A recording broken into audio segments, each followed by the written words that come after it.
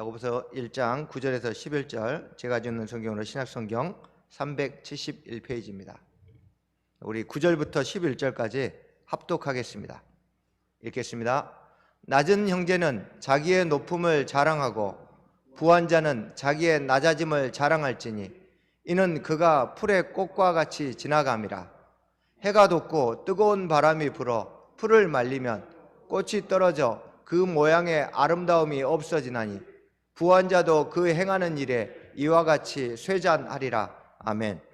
주여, 오늘도 선포하는 입술 가운데 기름 부어 주시고 하나님이 선포한 것처럼 전달되어지게 도와주십시오. 오늘도 주의 성령께서 각 가정에서 드리는 예배가 마치 주님의 얼굴을 보며 주님 앞에서 예배하는 것처럼 우리 안에 하나님을 경외함으로 예배할 수 있도록 도와주십시오.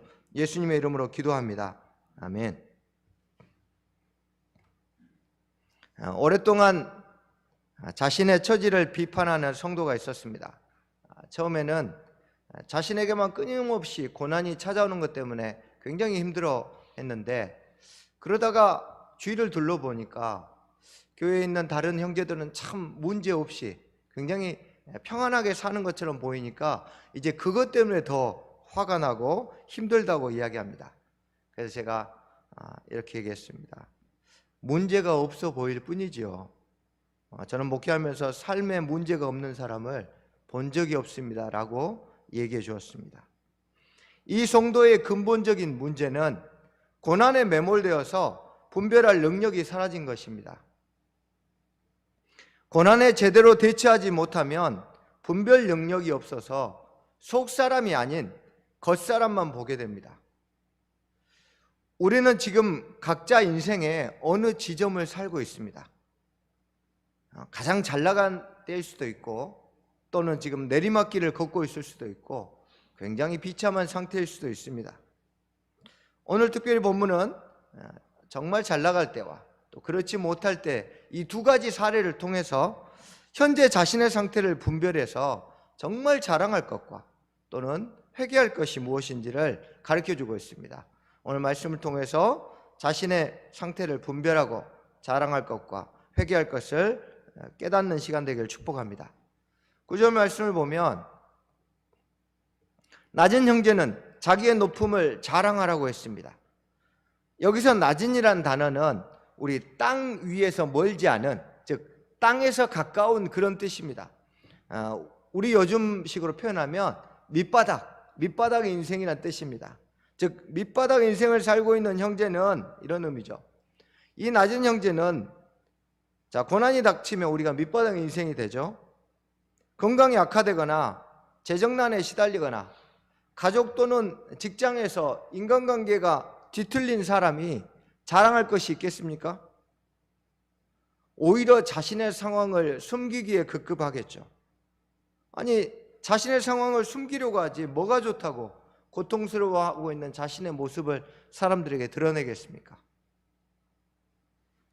차라리 10절 말씀처럼 부한 자들에게 자랑하라는, 자기의 높음을 자랑하라고 한 것이 훨씬 더 적절했을 텐데, 자연스럽지 못하게 왜 밑바닥의 인생을 살고 있는 형제에게 자랑하라고 했을까요? 그렇다면 부한 자가 아닌 왜 낮은 형제에게 자랑하라고 했을까요? 낮은 형제에게도 자랑할 자기의 높음이 있기 때문입니다. 사람들의 눈에 보기에 밑바닥 인생 같아 보여도 주님 눈에 보기에는 고난을 통해서 분명히 높아진 것이 있습니다. 그것이 무엇일까요? 그것은 고난을 통해서 속사람이 온전해진 겁니다. 속사람이 온전함을 이룬 것이야말로 진정 낮은 형제의 감추어진 높음입니다. 고난 전에는 지식적으로 알고 있던 믿음이 고난 후에는 삶을 변화시키는 온전한 믿음이 됩니다. 낮은 형제가 진정으로 자랑해야 할 자기의 높음은 자신의 속사람 안에 온전해진 믿음입니다. 낮은 형제가 자신의 삶에 진정으로 높아진 것을 자랑하려면 주님의 눈으로 자기 자신을 바라볼 수 있는 안목의 변화, 인식의 전환이 필요합니다. 인식이 전환되려면 이 가치의 전도가 일어나야 됩니다. 가치관의 변화가 어떻게 일어날까요? 한 사람의 가치관이 변화되는 핵심을 보여주는 장면이 있습니다. 빌립보서 3장 7절입니다. 그러나 무엇이든지 내게 유익하던 것을 내가 그리스도를 위하여 다 해로 여길 뿐더러. 바울은 출생으로 얻은 것과 스스로 노력하여 얻은 육체의 것을 자랑거리로 삼고 살았습니다. 그러다가 다메섹으로 가는 도중에 예수님을 만나는 회심 사건을 경험합니다. 그리고 그 회심이 그가 이전까지 자랑거리로 삼고 있었던 모든 육체적인 것들을 배설물로 여길 수 있는 가치의 관의 변화를 일으켰습니다. 한 사람의 가치관은 회심을 통해서만 변화될 수 있습니다. 진정한 회심은 고난 가운데서도 자신 안에 높아진 것을 발견할 수 있게 만들어줍니다. 여러분의 가치관은 변화되었습니까? 만약에 지금까지 자기가 회심했다고 여기고 신앙생활하고 있지만 단 한 번도 이 가치관에 변화가 일어나지 않은 채 살고 있다면 정말 진짜 예수님을 제대로 믿었는지 다시 한번 점검해 보십시오. 여러분이 진정으로 회심했는데 지금 자신의 높음을 발견하지 못하고 있다면 너무 갑작스럽게 닥친 커다란 고난 앞에 지금 당황했을 수 있습니다. 그렇다면 기도하십시오. 주님, 내 영적인 눈을 열어주셔서 내 안에 정말 자랑해야 될 내 안에 높아진 것들을 볼 수 있는 눈을 열어주십시오. 그렇게 기도할 때 주님은 고난 가운데서 주께서 우리 가운데 허락하신 자기의 높음을 발견하고 자랑할 수 있도록 인도해 주실 것입니다.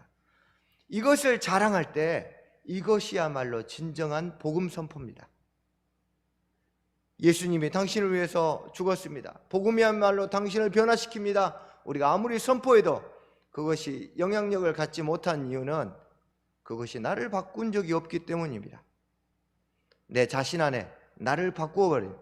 그래서 내 안에 높아진 것들을 그것들이 내 삶을 변화시킨 것들을 선포할 때 그것이 진정한 복음이 되는 겁니다. 그러면 낮은 형제는 왜 자기 가운데 이 높아진 자기의 높음을 자랑해야 할까요? 고난 가운데 자랑해야 할 자기의 높음을 찾지 못하면 고난에 매몰되어 버리기 때문입니다. 고난 자체에 매몰되어 고난의 이유를 파헤치느라 세월을 낭비하고 있지 않습니까? 왜 나에게 이런 고난이 하고 이유만 찾아 헤매고 있다면 이제 그것을 멈추십시오.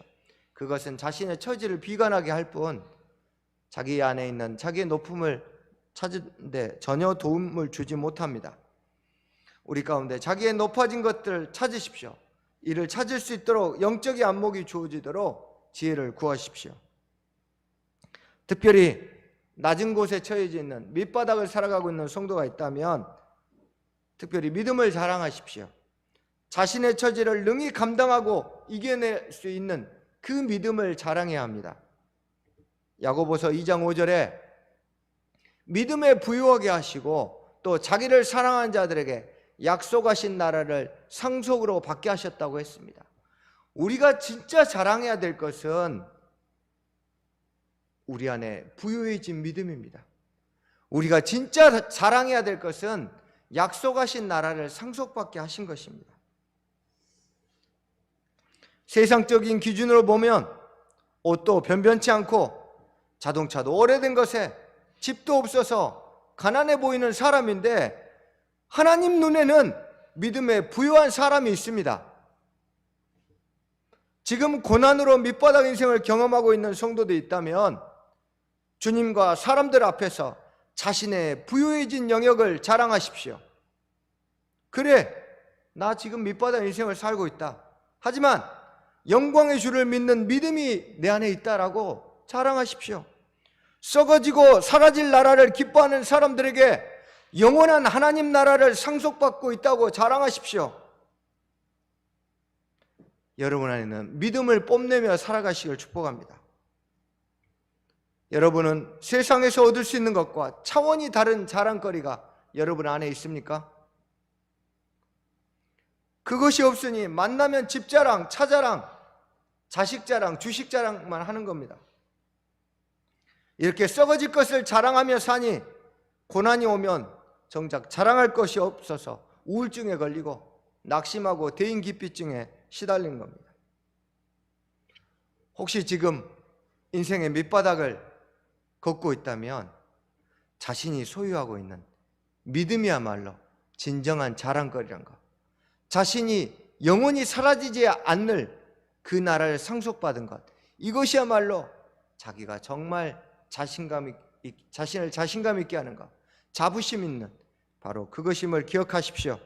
그래서 썩지 않을 상속받을 하나님의 나라가 내 안에 있음을 자랑하시고 내 삶을 변화시킨 믿음을 자랑하십시오. 이것들이 세상 어떤 부와 명성과도 비교할 수 없다는 것을 깨닫는 축복이 임하기를 소망합니다. 그러면 왜 우리는 고난 가운데 믿음과 하나님 나라를 세상의 부와 명성보다 더 위대한 자랑거리로 인식하지 못하며 살까요? 육신의 눈에 보이는 시험으로 인해서 내가 생각하는 가치 기준이 순간 변질되었기 때문입니다. 그러면 가치 기준이 변질되었을 때 어떻게 다시 이것들을 회복시킬 수 있을까요? 하나님은 성경에 이것을 회복시킬 수 있는 장치를 만들어 놓으셨는데 그것은 바로 과거를 회상하는 겁니다. 우리가 성경을 읽다 보면 아니 좀 잊을만 하면 출애굽, 잊을만 하면 아브라함을 갈대우리에서 다시 끄집어 왔던 거, 잊을만 하면 하나님이 광야에서 만나와 메추라기와 반석에서 물을 낸 역사를 틈만 나면 얘기합니다. 왜 그럴까요? 백성들의 가치관이 세상적으로 변질되었을 때마다 하나님이 이 장치를 다시금 꺼냅니다. 봐라! 내가 너에게 행했던 역사를 기억해라! 내가 너를 애굽에서 건져냈던 것들을. 그래서 고난으로 말미암아 고난에 매몰되어서 하나님이 주셨던 귀한 것들을 잊고 세상적인 것들이 자신의 손에서 사라져가는 것을 애통해하는 우리에게 하나님은 과거를 기억하라고 말씀하십니다. 조상 아브라함을 갈대우리에서 인도하셨던 것처럼 우리를 허물과 죄로 죽을 수밖에 없었던 그 죄의 바다에서 건지신 것을 기억하라고 말합니다. 출애굽시키고 광야에서 때와 장소에 따라 먹을 것을 또 어려움을 헤쳐나갈 수 있는 능력을 주셨던 것처럼 우리가 어려웠을 때마다 우리의 생명을 연장시키시고 우리를 위경에서 건지신 그것을 기억하라고 말씀하고 있습니다. 우리가 이것을 기억할 때 다시 가치의 기준이 회복되어져서 무엇이 중요한지를 분별하고 감수할 수 있게 되는 겁니다. 여러분도 고난으로 인해서 지금 불평과 불만이 나오고 있다면, 자신의 처지를 비관하고 있다면 과거에 자신의 삶에 역사하셨던 주님을 기억하십시오. 그러면 가치 기준이 회복되어서 고난 가운데서 자랑거리를 찾을 수 있는 안목이 생길 것입니다. 밑바닥 인생만 고난이 찾아올까요? 아닙니다. 부한자들에게도 찾아옵니다. 아니 돈으로 해결해 버리면 되지, 부자들에게 무슨 어려움이 있겠나 생각한다면 큰 착각입니다. 부한자는 자기의 낮아짐을 자랑하라고 했습니다. 여기서 낮아짐은 앞절에 낮아진 형제의 그 높음이 영적인 것처럼 부자의 영적인 상태가 낮아진 것을 의미합니다. 그런데 정말 자랑하라는 걸까요? 지금 비꼰 거예요. 부를 축적하느라 영적인 상태가 밑바닥을 헤매고 있는데도 잠시 후면 사라질 부를 자랑거리며 살고 있냐 하고 비꾼 거예요. 평생을 수고해서 축적한 부는 해와 바람이 불어 풀을 말리면 꽃이 떨어져 사라진 것처럼 순식간에 사라집니다. 재물뿐만 아니라 세상에서 자랑거리로 삼고 있던 모든 것들은 반드시 쇠잔하게 될 겁니다. 이게 소멸한다는 거예요. 우리가 그렇게 자랑거리로 삼고 사람들 앞에 뽐냈던 것들은 반드시 소멸됩니다. 밑바닥 인생에게 빈곤과 소유하지 못한 것이 시험이라면 부한 자들에게는 부를 축적하고자 하는 유혹, 명예로워지고자 하는 욕심, 욕구들, 다른 이보다 더 가지려고 하는 탐심이 시험거리입니다. 왜 부한 자들에게 이런 욕심이 시험거리가 될까요? 세상 자랑거리를 얻으려다가 그리스도를 잃어버리기 때문입니다. 그리하여 진정으로 부유해야 할 영적 영역이 빈곤에 허덕이기 때문입니다. 겉만 화려하지 자신의 영혼은 썩을 대로 썩은 상태인 것을 알지 못하고 살아가고 있지는 않습니까? 육체적으로 부유하지만 영혼은 빈곤해진 대표적인 사람이 요한계시록에 나오는 라오디게아 교회 성도들입니다. 내가 말하기를 나는 부자라 부유하여 부족한 것이 없다 하나 내 공고한 것과 가련한 것과 가난한 것과 눈먼 것과 벌거벗은 것을 알지 못하는도다. 라오디게아 지역은 이 눈에 좋은 약초가 많이 자라는 곳이었습니다. 그런데 물이 부족했어요.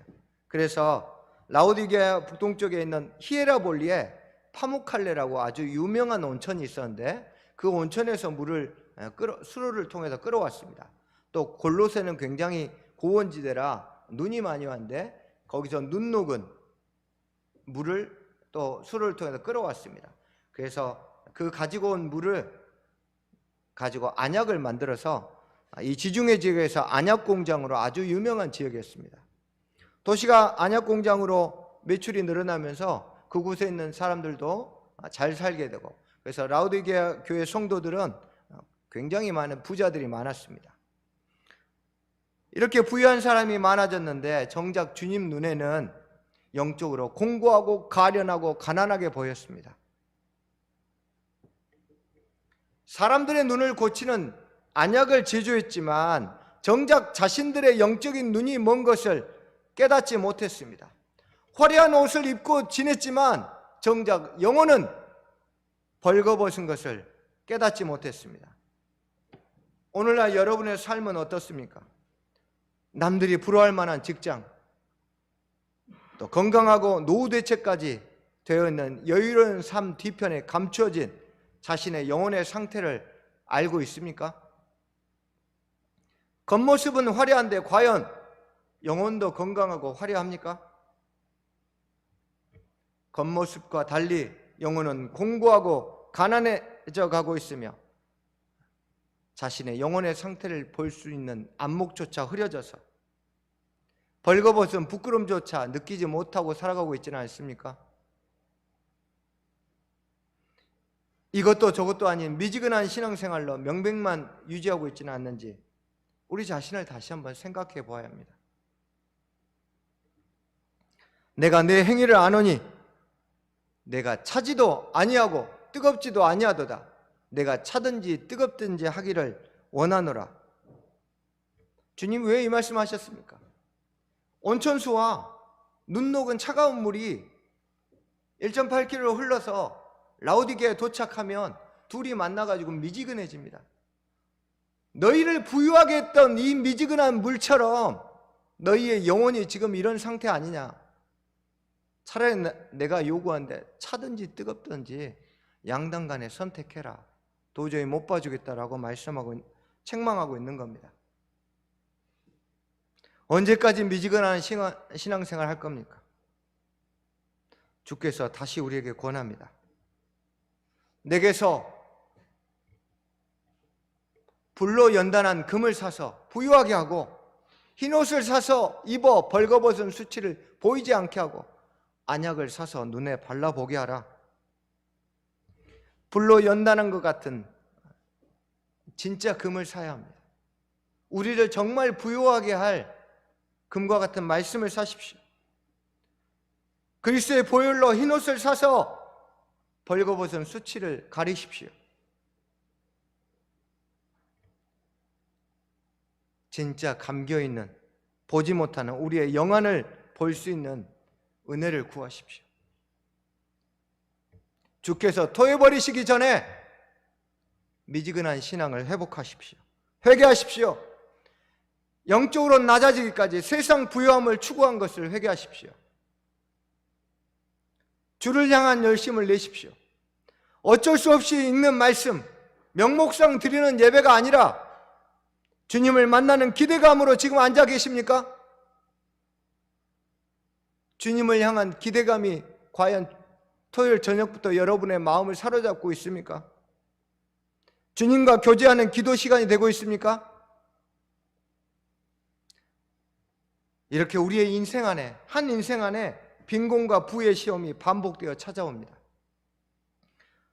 그리고 이 시험은 우리의 가치관을 변질시키고 있습니다. 여러분, 이 두 종류의 시험에 어떻게 대처하고 계십니까? 현재 자신의 삶이 밑바닥 인생이라고 생각합니까? 진로도 마음대로 안 되고, 결혼도 안 되고, 가정도 자녀도 원하는 대로 안 되고, 승진도 안 되고, 뭐 하나 제대로 되는 것이 없는 밑바닥 인생처럼 보여도 당신의 인생은 세상 누구도 가질 수 없는 믿음을 소유한 것을 자랑하십시오. 여러분 안에 그 어떤 누구도 갖지 못한 이 믿음을 소유한 것을 깨닫는 영적 안목이 열리기를 축복합니다. 그리고 이것을 자랑하기를 축복합니다. 무엇에 목숨을 걸고 살아야 하는지 가치의 기준이 바로 잡히시길 축복합니다. 이것을 위하여 기도하십시오. 현재 자신의 삶이 부한자라고 생각합니까? 원하는 곳은 다 가보았으나 가지고 싶은 것은 다 누려보았으면서 결혼도 잘하고 가정도 평안하고 자녀도 잘 자라고 쾌속 승진해 노후 대책까지 완벽하십니까? 풀의 콕과 같이 지나갈 인생에 마음을 빼앗기지 않도록 하십시오. 영원하지 않는 것에 집착하고 자랑거리로 살며 그거 하나 움켜쥐려고 그 자리 좀 더 올라가 보려고 영적 빈곤에 허덕이지 않도록 하십시오. 내가 자랑거리로 삼고 있었던 것들과 함께 소멸되지 않으려면 세상적인 부요함의 가치관을 두지 마시기 바랍니다. 이후에 받게 될 흔들리지 않는 하나님 나라의 소망을 두십시오. 오늘 사는 문제에만 몰두하느라 죽음 이후에 내일을 준비하지 못하고 살아가고 있다면 고난을 통해 죽음을 준비하는 삶, 다시 만날 주님을 기다리며 진정한 자랑거리를 찾을 수 있는 성도가 되십시오. 그래서 하나님 앞에 섰을 때 주님, 저는 썩지 않을 것을 자랑거리로 삼으며 살다 왔습니다. 그렇게 당당히 고백하는 저와 여러분이 되기를 소망합니다.